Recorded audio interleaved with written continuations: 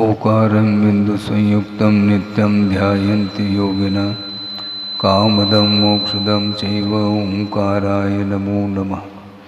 अविरल शब्दघनौघ प्रक्षालित सकलभूतलकलंका मुनिविरपाशुतीर्था सरस्वतीर्तनो दुरितम् अज्ञानतिमिरान्धानां ज्ञानाञ्जनशलाकया चक्षुरुन्मीलितं येन तस्मै श्रीगुरुवे नमः।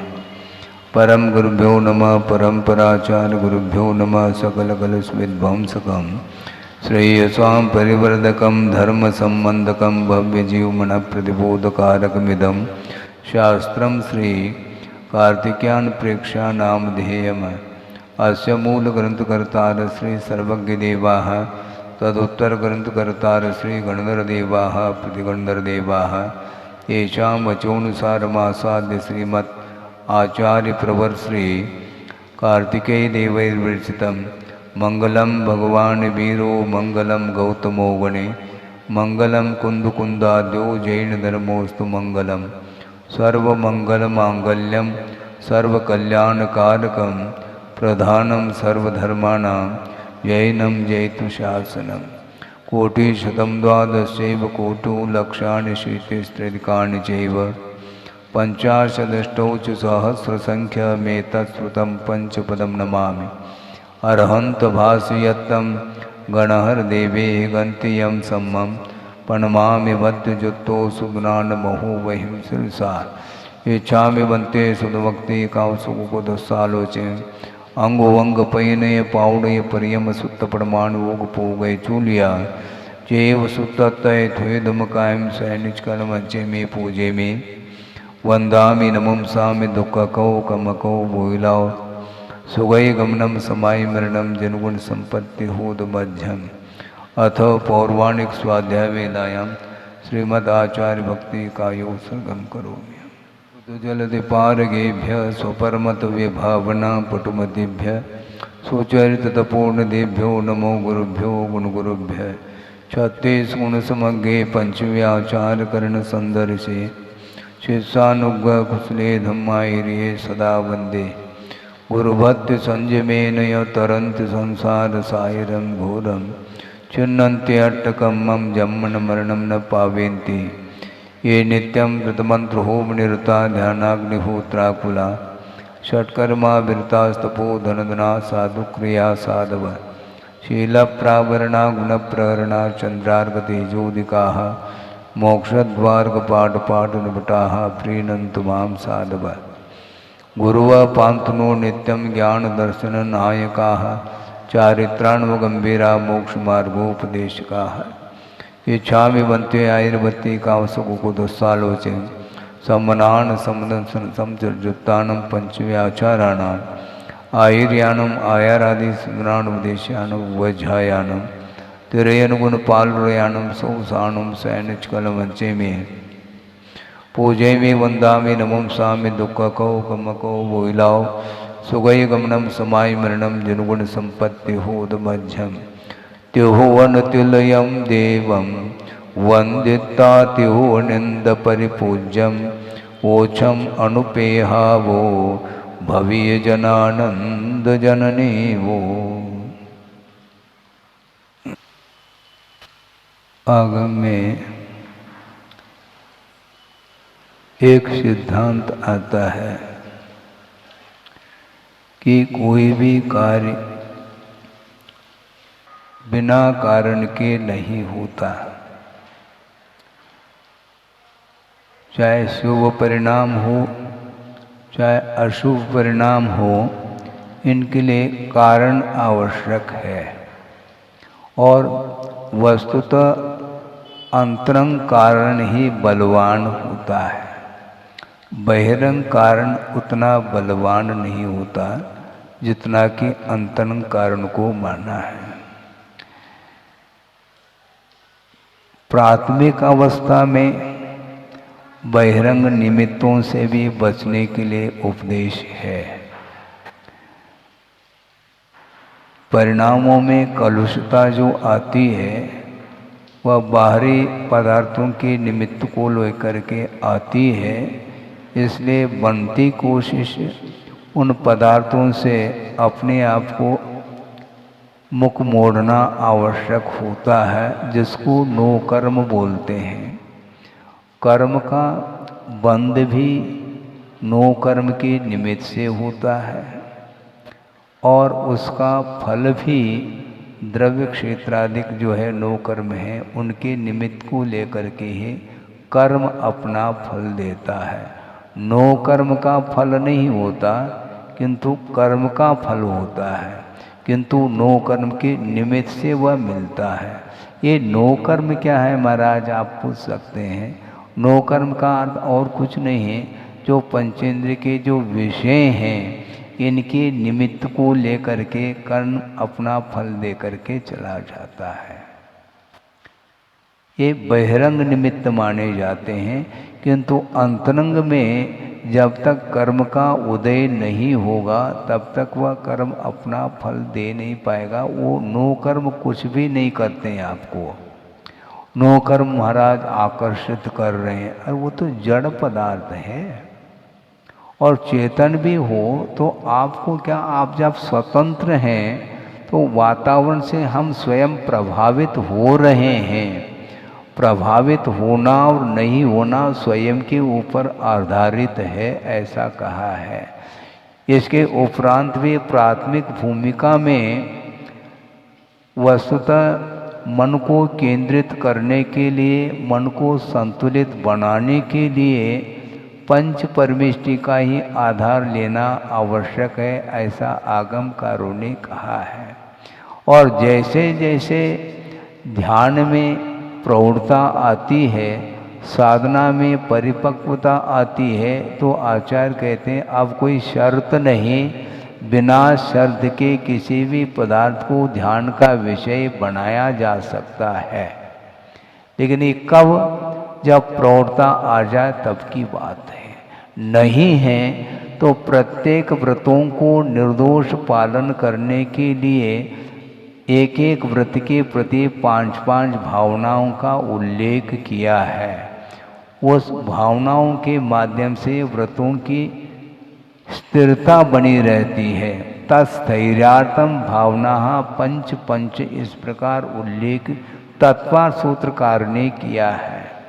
यानी तेषाम व्रतानाम स्थिरीकरणार्थम, उन लिए हुए व्रतों को स्थिर बनाए रखने के लिए प्रत्येक व्रत की 5-5 भावनाएं हैं, उसके माध्यम से व्रतों का पालन सुचारू रूप से होता है। तो ये प्राथमिक भूमिका की बात हो गई, क्योंकि प्राथमिक भूमिका में साधक इतना प्रौढ़ नहीं रहता है।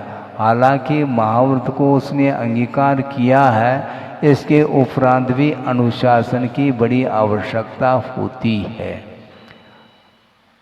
मन में विकल्प आ सकता है कि महाराज जब महाव्रती बन गया, अब उसके लिए अनुशासन की क्या आवश्यकता है, क्योंकि महाव्रत के ऊपर विश्वास नहीं है क्या? महाव्रत तो उसने अंगीकार कर लिया है, इसके उपरांत भी अभी भी वह पौधा है, वृक्ष नहीं बना। जब तक वह पौधा छोटा रहता है तो उसकी रक्षा की बड़ी आवश्यकता होती है। समय समय पर खाद, पानी और पशुओं से बचाना, ये सारा आवश्यक हो जाता है। किंतु जब वह बीज बोने के उपरांत अंकुरित हुआ है, मान लो आपने आम्र का वृक्ष लगाया है, बीज बोया है, अब अंकुरित हो करके वो छोटा सा पौधा बना है। जब वह वृक्ष का रूप ले लेता है तो अकाल भी पड़ जाए,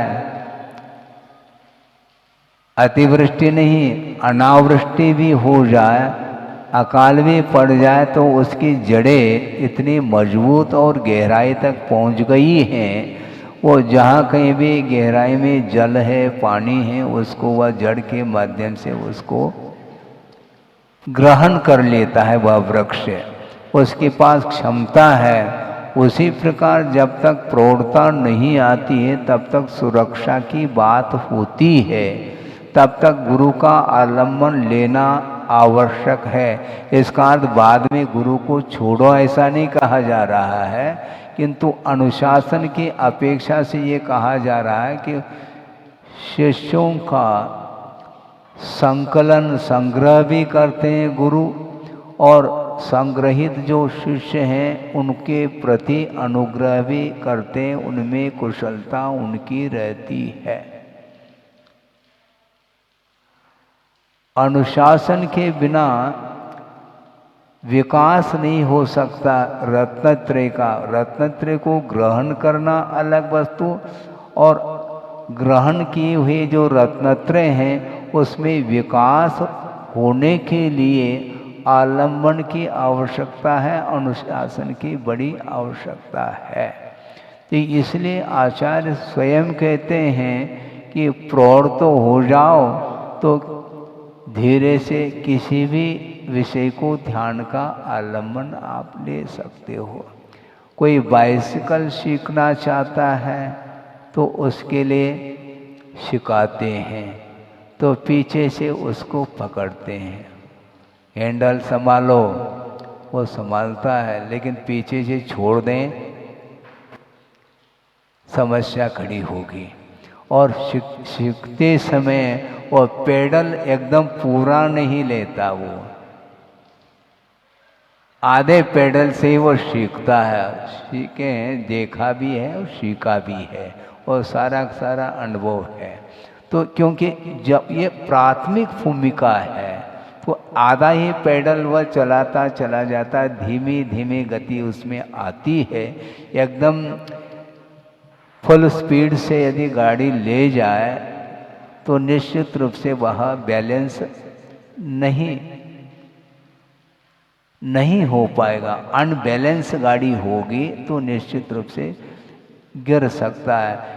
वह गिरे अथवा नहीं गिरे, किंतु शुरुआत है, इसलिए पीछे से उसको कैरेज को पकड़ लेते हैं और चलाओ, और बीच बीच में छोड़ते भी हैं, बैलेंस बन रहा है कि नहीं बन रहा है इसको देखने के लिए। अनबैलेंस होते पुनः पकड़ लेते हैं। इसी को बोलते हैं रक्षा की आवश्यकता होती है। तो उसी प्रकार जब छोटा पौधा होता है तो उसकी रक्षा की बात रखते हैं, और बाद में उसकी कोई आवश्यकता नहीं पड़ती है। उसी प्रकार जब तक प्रौढ़ता नहीं है तब तक पंच परमेष्टि का ही आलम्बन लेकर के ध्यान आदि करना चाहिए। इस प्रकार आगम में उल्लेख मिलता है। जम किंच विचिंतन तो निरीह वित्ति हवे जदा साहु लधुन एयतम तदाव तम तस् निश्चयम ध्यानम, ऐसा द्रव्य संग्रहकार नेमिचंद्र सिद्धांति देव बोल रहे हैं। जिस किसी का भी चिंतन करो कि शर्त यह है कि निरीह वृत्ति होनी चाहिए। निरीह का अर्थ क्या? इच्छा नहीं। इहा का अर्थ इच्छा, और निरीहता का अर्थ इच्छा का अभाव। सारे 9 कर्म उपस्थित होने के उपरांत भी उन 9 कर्मों से अर्थात पंचेंद्रिय के विषयों से वह साधक श्रवण प्रभावित नहीं होता है, वह निश्चिंत रहता है, किंतु प्रभावित होने की गुंजाइश है प्राथमिक भूमिका में। इसलिए आचार्य कहते हैं इधर उधर नहीं देखो। कहाँ देखना है? चलना है तो इर्याथ समिति से चलो। यदि विहार आदि नहीं करते हैं, बैठे हैं, तो इधर उधर नहीं देखो। फिर क्या देखना? नासा दृष्टि, नासा को देखो। इधर उधर दृष्टि जाएगी तो निश्चित रूप से इंद्रियों का विषय सामने रहते हैं और निश्चित रूप से ग्रहण का भाव आ जाता है। इसलिए प्रत्येक व्रतों की 5-5 भावनाएं जब रखी हैं तो इधर उधर मन जाता है, तो मन को संयत बनाने के लिए, एकाग्र बनाने के लिए अन्यत्र जो है उपयोग नहीं ले जाना चाहिए। यदि ले जाते हैं तो निश्चित रूप से फिर वह आकर्षण फिर शुरू हो जाता है। क्यों? पुराने संस्कार है। अर्थ ये, हम पदार्थ सामने होते हुए भी, उन पदार्थों को जानते हुए भी उससे यदि आकर्षण नहीं है तो आपके लिए कोई भी बाधक नहीं है वो पदार्थ।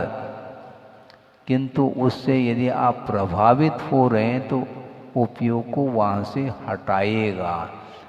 पदार्थ को नहीं हटाया जाता है, उपयोग को हटाना है। क्योंकि ज्ञेय पदार्थ का अर्थ जानने योग्य पदार्थ होते हैं, वे चेतना चेतनात्मक पदार्थ होते हैं।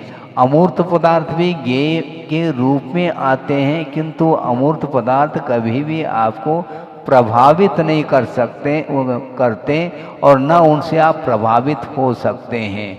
मात्र वह बुद्धि का विषय बन रहा है, किंतु इंद्रिय का विषय वो नहीं बन सकते।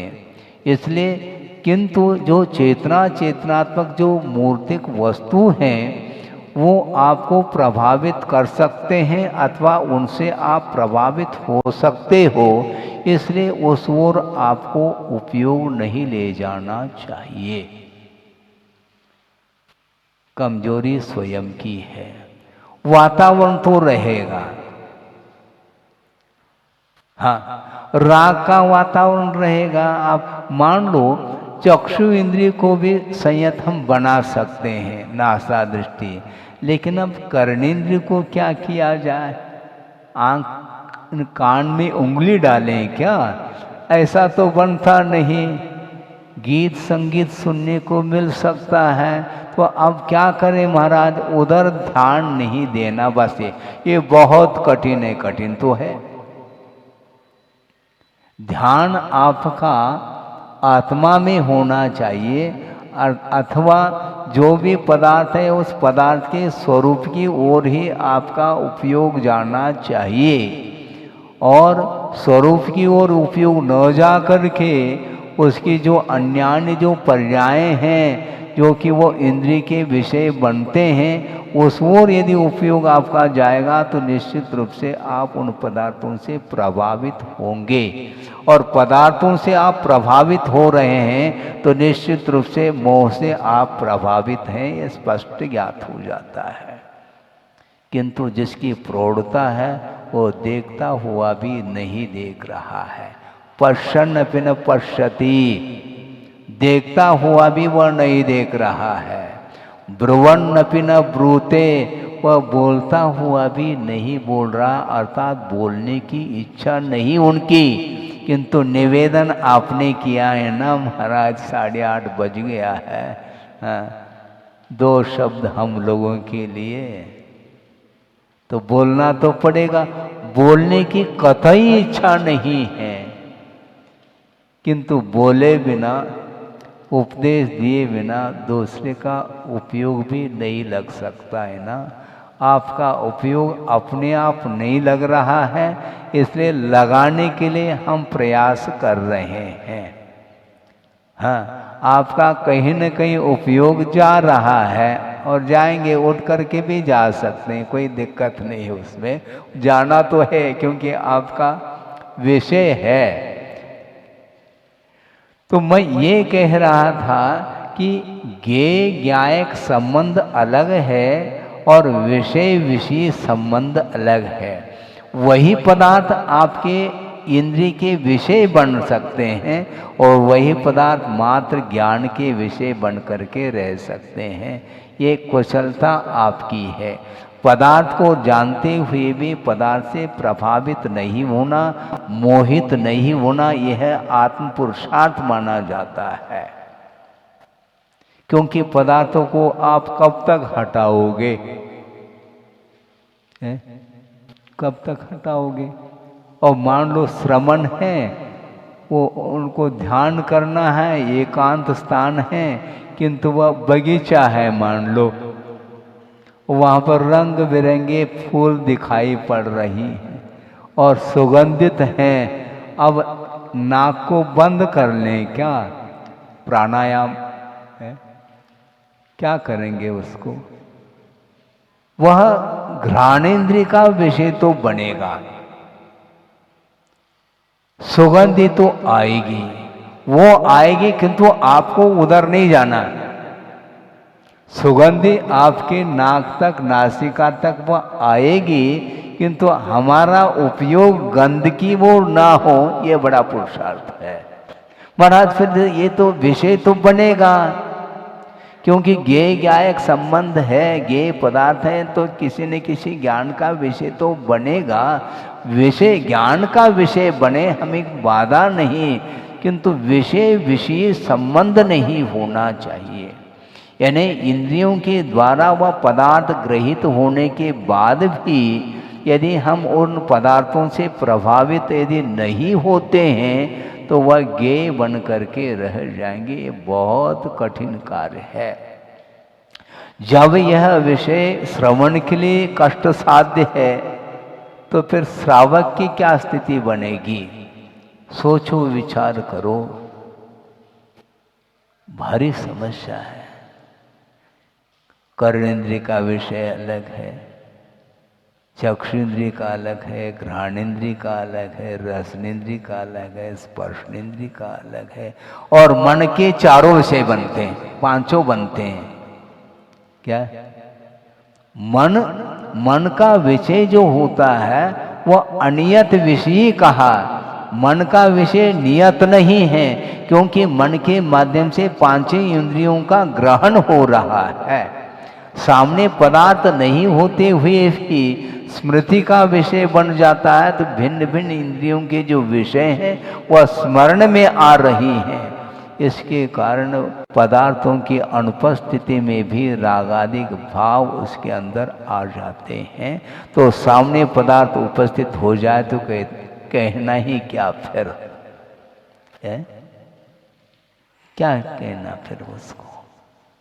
अपने आप को संभाल नहीं पाता है। तो महाराज, एक बार एक छात्र आया, महाराज हम बहुत प्रयास मैं करता हूँ, मन केंद्रित नहीं हो पाता।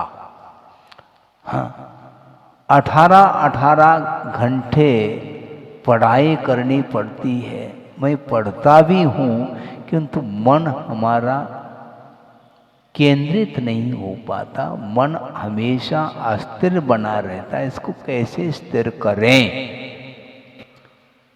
अब हमने सोचा कि समस्या तो खड़ी है तुम्हारे सामने, हमारे सामने तो कोई समस्या नहीं है, केंद्रित कैसा करें? तो हमने उनको ये कहा कि भैया मन को केंद्रित करना है तो सर्वप्रथम इंद्रियों को नियंत्रण में रखना चाहिए, क्योंकि मन यदि संतुष्ट होता है तो इंद्रियों के विषयों के माध्यम से वह संतुष्ट होता है।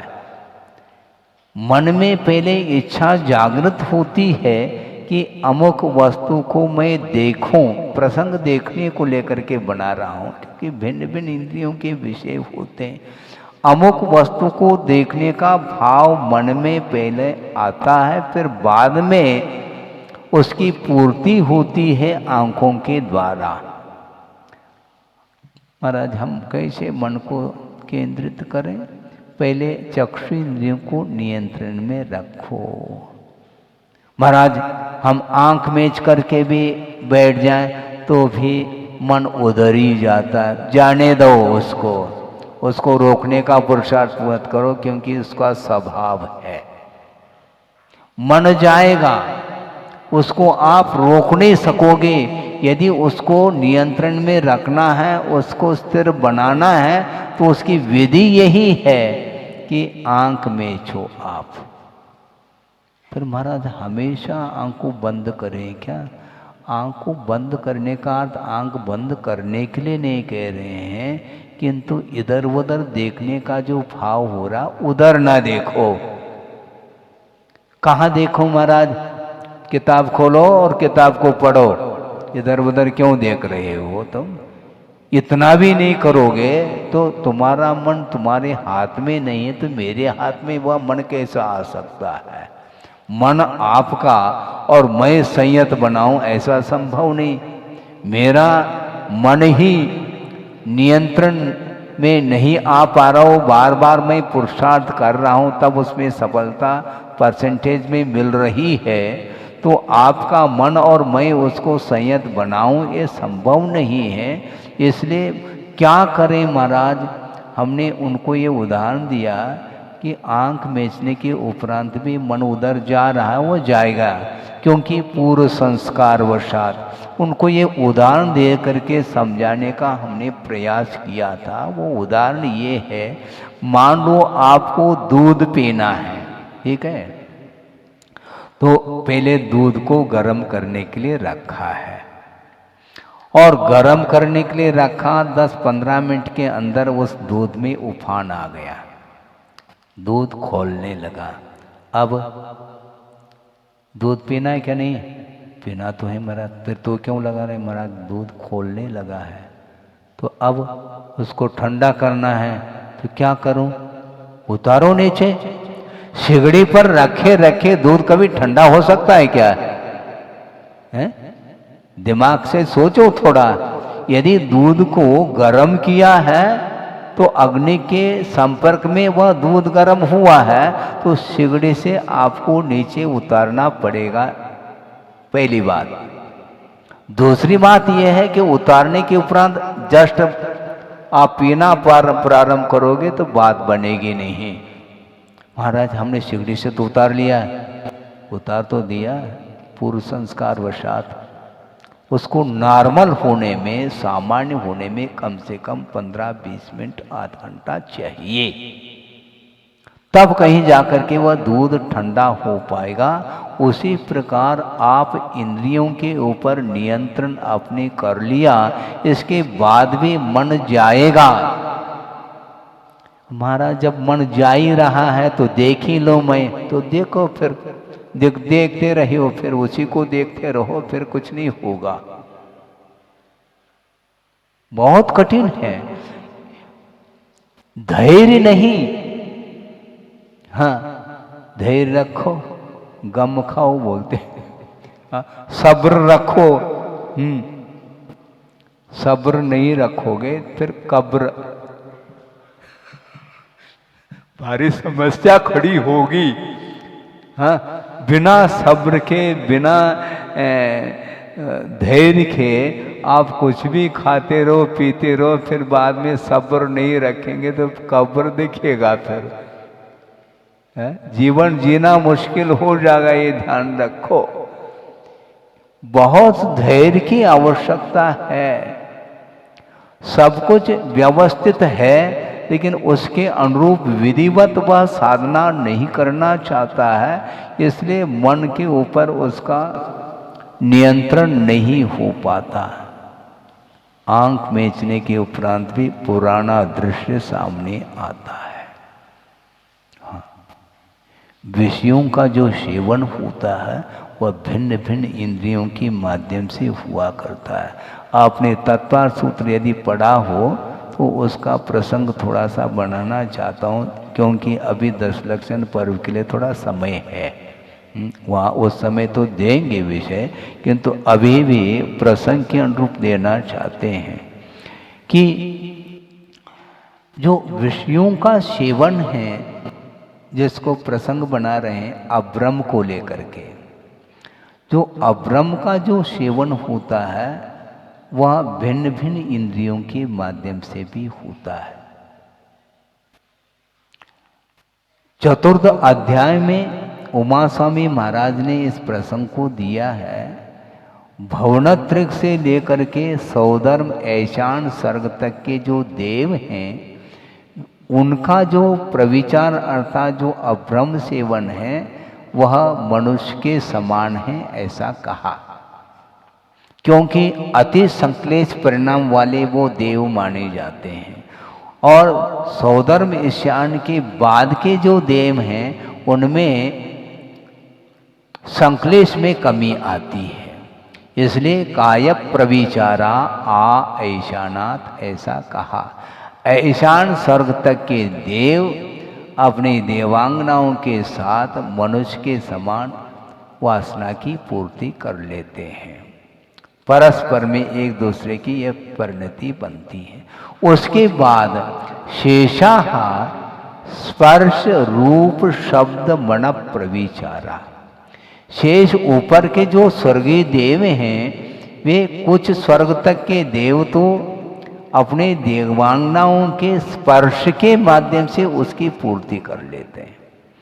मनुष्य के समान क्रिया नहीं होगी, किंतु स्पर्श के माध्यम से अब्रह्म की पूर्ति होती है। उसके बाद कुछ स्वर्ग तक के देव अपने देवांगनाओं के रूप के अवलोकन करके उसकी पूर्ति कर लेते हैं। इससे स्पष्ट है कि रूप के अवलोकन के माध्यम से भी राग का ग्रहण होता है, वासना अब्रह्म का सेवन होता है। उसके बाद कुछ आगे जाने के बाद जो स्वर्गीय देव हैं वे शब्द के माध्यम से गीत संगीत इत्यादि के माध्यम से उसकी पूर्ति होती है।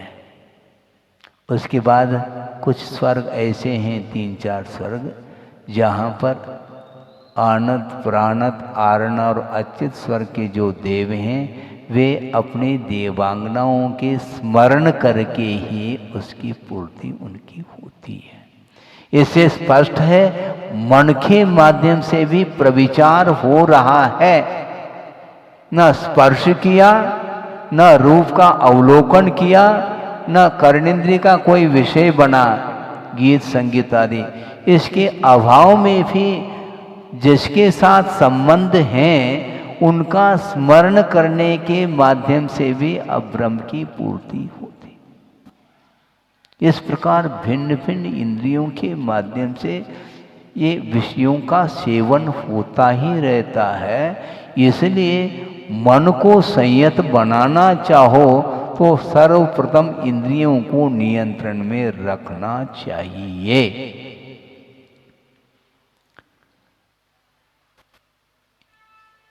एक एक इंद्रियों के माध्यम से भी संसारी प्राणी का अहित हो रहा है। तो जो पांचों इंद्रियों के माध्यम से यदि वह विषयों का सेवन करता है तो उसका अहित क्या रुकने वाला है क्या? है 50-55 लगभग 60 साल पुराना वह प्रसंग आपके सामने रख रहा हूँ।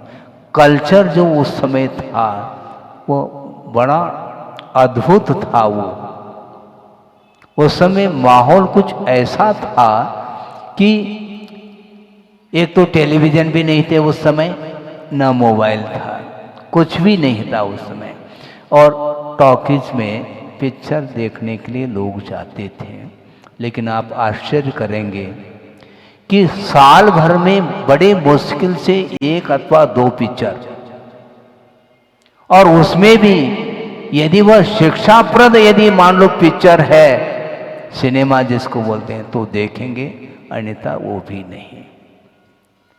और आज क्या हो गया? कितना बदल गया संसार, ये बोलते हैं आप लोग। सूरज न बदला, चांद न बदला, ना बदला आसमान, ये भजन बोलते हैं। तो ये संसार इतना बदल गया है जिसकी कोई सीमा है क्या? हद हो गई। रात दिन राग का दृश्य देखना कहाँ तक उचित है और कहाँ तक उसका संस्कार बच्चों के ऊपर आएगा?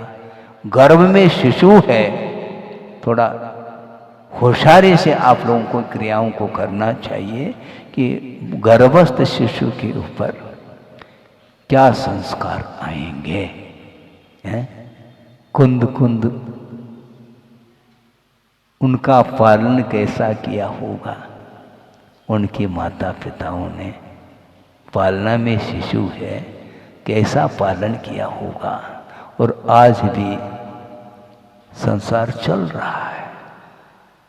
समय ज़्यादा नहीं, समय हो तो उस समय और इस प्रसंग को विस्तार के साथ बताया जा सकता है। लेकिन कम से कम आज से इसको आप ध्यान रखेंगे, कम से कम अशुद्ध स्थान में मोबाइल को नहीं ले जाना चाहिए, क्योंकि उसमें जिनवाणी आदि भी उसमें आपने फीड कर रखा है। हाँ, शुद्ध वस्त्र पहन करके स्वाध्याय करना चाहिए, शुद्ध वस्त्र पहन करके पूजन करना चाहिए। पूजन आप चाहे गुरु का करो चाहे भगवान का करो, सोले के वस्त्र के माध्यम से द्रव्य को चढ़ाना चाहिए, हमारा कहना है। ये सब प्रमाद हो रहा है? ध्यान नहीं जाता, प्रतिदिन करते हैं। अब देखो, भगवान की पूजा करेंगे तो इस ड्रेस पर नहीं करेंगे, और गुरु की चल जाएगा। तो चलाने से चल रहा है, चलती का नाम गाड़ी है, गाड़ी बोल रहे हैं और चल रही वो। इसीलिए इसमें कौन सा श्रम हो रहा है, कौन सी परेशानी? वैसे ही 20, 25, 50 जोड़ी जब आप वस्त्र रखते हो तो एकाध सोले का वस्त्र रख करके उसके माध्यम से ये सारे धार्मिक क्रियाएं करें तो उसके माध्यम से परिणामों में पवित्रता, उज्ज्वलता आती है। मन इसलिए विकृत होता है, शरीर शुद्ध नहीं, खान पान शुद्ध नहीं, इसलिए वचनों में भी शुद्धता नहीं आती और मन में भी पवित्रता नहीं आती है। इसलिए ये सब कुछ राग ये अनंत काल से करते आए, कब तक और करोगे? और ये सब अनित्य है, क्या ले जाना है क्या? भवांतर में यदि जाता है संसारी प्राणी, उसके साथ क्या जाने वाला है? मोबाइल लेकर के जाओगे? टेलीविज़न, मोबाइल, फ्रिज, कार सब बेकार छोड़ कर के जाना पड़ेगा। शरीर भी जब यहीं रह जाएगा तो जमीन जायदाद, सोना चांदी आदि आदि कुछ भी साथ जाने वाला नहीं। यदि जाता है तो कर्म ही चला जाता है। पुण्य और पाप का अर्जन यदि किया है तो वही साथ चला जाता है। धर्म जाएगा अथवा अधर्म जाएगा, पुण्य जाएगा अथवा पाप जाएगा। इसलिए जब इस प्रकार की स्थिति है, ये श्रद्धान का जब विषय बन रहा है तो निश्चित रूप से अपने मन के ऊपर नियंत्रण रखने की बड़ी आवश्यकता है। उसके बिना कभी भी संसारी प्राणी की उन्नति संभव नहीं। आत्मोन्नति के लिए बहुत संयम की बड़ी आवश्यकता है। जहाँ आप रहते हैं रहें, किंतु थोड़ा सा नियंत्रण में यदि रहेंगे तो निश्चित रूप से मोक्ष मार्ग पर चलने की भावना आपके अंदर भी जागृत हो सकती है। जिस प्रकार आनंद सागर जी के मन में भाव आया और गुरुदेव के चरणों में अपने आप को समर्पित करके जिनलिंग को धारण उन्होंने किया है, और आप लोग दर्शन करते हैं तो वीतरागता का दर्शन करने के उपरांत हमारे राग में कमी आनी चाहिए। विषयों के प्रति राग बढ़ता चला जा रहा है, उसमें परसेंटेज पूरा तो संभव नहीं। कोई वादा नहीं, टेंशन नहीं करो। टेंशन करने से काम नहीं चलता है, इंटेंशन बदलो। हाँ, क्योंकि जैसा है वैसा कहना तो पड़ेगा। और आपने ही बिठाया महाराज उपदेश दो, हम आलोचना नहीं कर रहे हैं। आलोचना, समालोचना, समीक्षा की बात नहीं, किंतु ऊपर यदि उठना चाहो राग से तो धीरे धीरे धीरे ऊपर उठो तो निश्चित रूप से विकास हो सकता है। इतना ही पर्याप्त है। बोधि समाधि परिणाम शुद्धि स्वात्मोपलब्धि शिव शोक सिद्धि चिंतामणिम चिंतित वस्तुदाने त्वां वंदमानस्य ममास्तु देवी। परम पूजाचार्य गुरुवर श्री विद्यासागर जी मुनि महाराज की जय।